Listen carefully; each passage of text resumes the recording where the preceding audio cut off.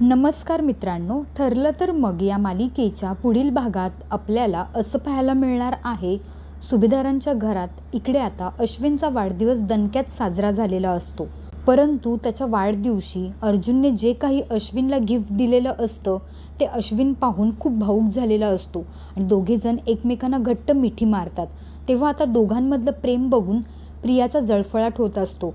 तिला ते काही सहन होत नसतं. इकडे आता दुसरीकडे सगळे डायनिंगवर जेवायला बसलेले असतात. तेव्हा प्रिया सगळं खोटं बोलत असते, अश्विन हे सगळं जेवण मी तुझ्यासाठी बनवलं आहे. त्यावेळी सुद्धा घरातील सगळेजण सायलीच्या बाजूने असतात. पूर्णाजी पटकन तन्वीला बोलते, तन्वी खोटं बोलू नकोस आणि तुझं खोटं बोलणं बंद कर. हे सगळं जेवण कल्पना आणि हिने मिळून केलंय. इथे आता सगळ्यांसमोर अपमान झाल्यामुळे तन्वीला खूप राग येत असतो आणि अर्जुन सायलीची तर खूपच चिड येत असते. तन्वीला सगळ्यांमधलं प्रेम काही सहन होत नसतं. तिच्या मनामध्ये घालमेल सुरू असते आणि तिची खूप चिडचिड होत असते. ही पूर्णाजी माझ्या बाजूने का बोलत नाही? आज अचानक तिने सायलीची बाजू कशी काय घेतली? मी बघतेच या लोकांमधलं प्रेम कसं काय टिकून राहतं. नाही, या सगळ्यांना वेगळं केलं ना तर नाव तन्वी लावणार नाही. दुसरीकडे सायली वेगळा विचार करत असते. ती बोलत असते, सुभेदारांच्या घरातलं प्रेम असंच टिकून राहावं त्यासाठी मी काहीही करायला तयार आहे. घरातील सगळेजण हसतच जेवण पूर्ण करतात. सगळेजण खूप खुश असतात. परंतु तन्वीच्या चेहऱ्यावर 12 वाजलेले असतात. तिला काय बोलावं आणि काय करावं कळत नसतं. आज पूर्णाजीने पहिल्यांदा माझी बाजू घेतली नाही. सगळ्यांसमोर तिने सायलीची बाजू घेतली. आज तिने माझा अपमान केला आणि हाच राग तिच्या मनामध्ये खूप चिडचिड निर्माण करत असतो. परंतु त्यावेळी ती काहीच बोलत नाही. जेवण झाल्यानंतर सगळेजण आपापल्या रूममध्ये जातात. तेव्हा अर्जुन आणि सायली एकमेकांशी गप्पा मारत असतात. सायली अर्जुनला बोलत असते, आज अश्विन भाऊजींचा वाढदिवस खूप मनासारखा साजरा झाला. लवकरच सुभेदारांचं कुटुंबसुद्धा एकत्र येईल. तेव्हा अर्जुनसुद्धा बोलत असतो की तुम्ही हे करणार आणि 100% तुमच्याकडून हे सगळं होईल याची मला खात्री आहे. तुम्ही ग्रेट आहात. दुसरीकडे मात्र प्रियाची खूप चिडचिड होत असते. अश्विन शांतपणे झोपलेला असतो, पण तिच्या मनामध्ये एकच सुरू असतं, आज पूर्णाजीने सायलीची बाजू कशी काय घेतली आणि सगळ्यांसमोर माझा अपमान कसा काय केला. या सगळ्याची तिच्या मनामध्ये चीड निर्माण होत असते.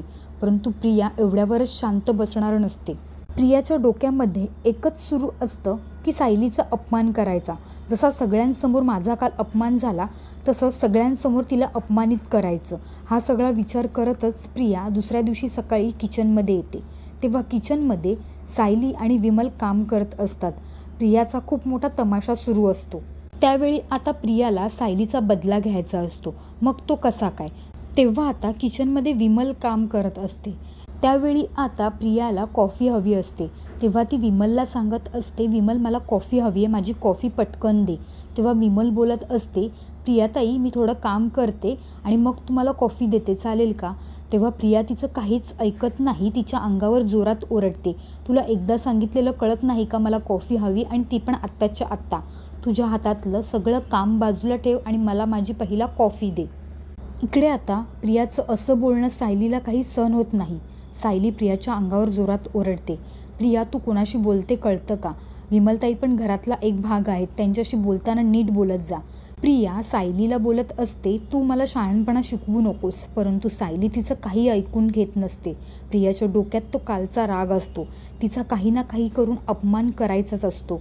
परंतु सायली काही ऐकून घेत नाही. तुला कॉफी मिळणार नाही. जर तुला हवी असेल ना तर स्वतः करून घे. विमलताईशी बोलताना 10 वेळा विचार करायचा आणि सगळ्यांशी नीट बोलायचं. आता इथे सुद्धा प्रियाला सायलीचा खूप राग येतो. तेव्हा प्रिया सायलीला बोलत असते, पुन्हा एकदा तू मला शहाणपणा शिकवू नकोस. आणि प्रिया आता जोरात जोरात बोलत असते. तेव्हा आता सगळेजण प्रियाचा आवाज ऐकून बाहेर येतात आणि पूर्णाजी, कल्पना, प्रताप सगळेच जण विचारत असतात नक्की झालं काय. तेव्हा आता प्रिया सगळं खोटं बोलत असते.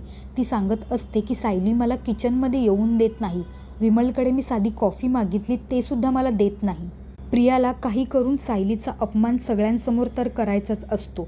तेव्हा आता प्रिया जोरजोरात बोलत असते, ही मला आज किचनमध्ये येऊन देत नाही, उद्या मला घरातून बाहेर हकलेल, सांगेल सगळं घर माझं आहे, घरातली माणसं माझी आहेत, मग माझं इथे कोण आहे? मी हिचं का ऐकून घ्यायचं? तेव्हा आता प्रिया जोरजोरात सायलीच्या अंगावर ओरडत असते. अश्विन तिला थांबवण्याचा प्रयत्न करतो. त्यावेळी मात्र प्रतापला तिचा खूप राग आलेला असतो आणि अर्जुनच्या तळपायाची आग मस्तकात जाते. तेव्हा अर्जुन बोलतो, तुला स्वतःला कॉफी हवी आहे ना, मग तू बनवून घे ना, की तीसुद्धा तुला बनवता येत नाही. इकडे आता तिचा पचका झालेला असतो. ती आता अर्जुनवर चिडते. काल तुला स्वतःच्या नवऱ्यासाठी स्वयंपाक करायला सांगितला, तर तू खोटं बोलून फोनवर बोलते म्हणून तू पळून गेलीस. म्हणजे तुला जेवण देखील करता येत नाही. मग घरातील संसार कशी सांभाळणार आहेस तू? असं तिला सायली आता अपमानित करत असते. स्वतःला कॉफी देखील बनवता येत नाही का? इथे समजत नाही का सगळेजण काम करतायत? स्वतःला हवी आहे कॉफी तर स्वतः बनवून घे. इकडे आता प्रियाचा सगळा माज सायलीने उतरवलेला असतो. पुढे सायली बोलत असते, जर तुला घरातली माणसं इतकी प्यारी असतील ना, तर मग सुनेसारखं वाग आणि सून काय असते ना ते दाखवून दे. असं करून सुनेचं कर्तव्य पार पाडता येत नाही. आणि माझ्या माणसांशी बोलताना 10 वेळा विचार करायचा आणि सगळ्यांशी नीट बोलायचं. मग त्या विमलताई असो किंवा कोणीही असो, सगळ्यांशी बोलताना नीट बोलायचं. त्यावेळी आता सायलीचं असं बोलणं ऐकून कल्पना आणि पूर्णाजी देखील प्रियाचाच अपमान करत असतात. पूर्णाजी बोलत असते, तुला जर का कॉफी हवी होती तर एवढा तमाशा करायची गरज नव्हती. तुला 2 हात आहेत ना, मग तू स्वतःच्या हाताने बनवून घ्यायचं होतं.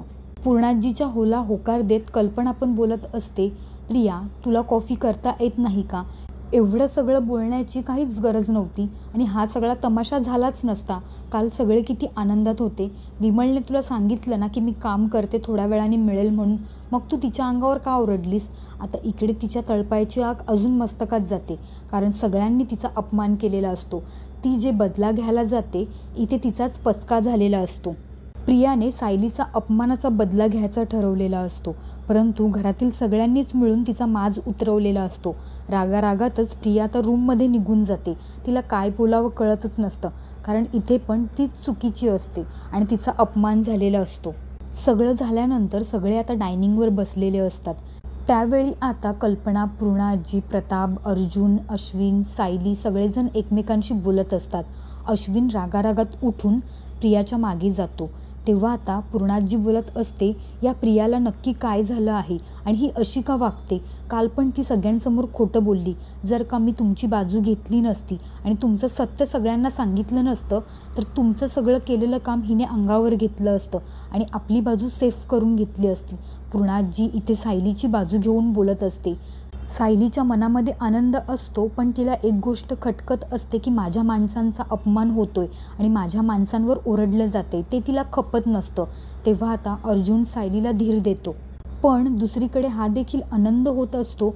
कल्पना, पूर्णाजी, प्रताप सगळ्यांनीच तिचं कौतुक केलेलं असतं, त्यामुळे ती आनंदी देखील असते. परंतु विमलताईचा केलेला अपमान तिला सहन होत नाही. पुढे आता सायली प्रियाला काय धडा शिकवणार हे आपल्याला पुढील भागातच पाहायला मिळेल. परंतु सुभेदारांची खरी सून सायली हे आता कुठेतरी पूर्णाजी, कल्पना यांच्या मनात रुजलेलं असतं. ते आता सायलीचं भरभरून कौतुक करत असतात आणि खरी सून हीच आहे म्हणून कदाचित तिचा लवकरच स्वीकार देखील करतील. येणाऱ्या पुढील भागातच आपल्याला समजेल की सायली आता प्रियाचा कसा माज उतरवते आणि आपल्या कुटुंबाच्या मागे कशी खंबीर उभी राहते, हे आपल्याला येणाऱ्या पुढील भागातच समजेल. मित्रांनो, मालिकेच्या अशाच लेटेस्ट अपडेटसाठी आपल्या चॅनलला सबस्क्राईब करा आणि व्हिडिओ आवडला असेल तर नक्की लाईक करा.